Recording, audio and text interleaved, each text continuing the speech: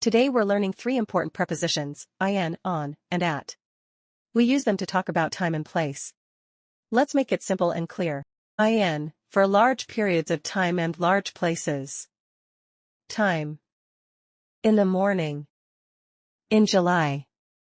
In 2025. In winter. Place. In the room. In the city. In London. In the box.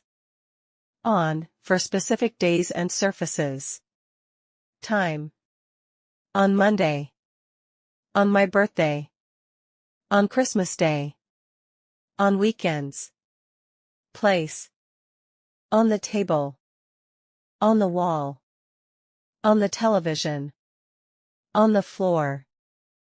At, for exact times and specific points. Time. At 7 o'clock. At midnight. At night.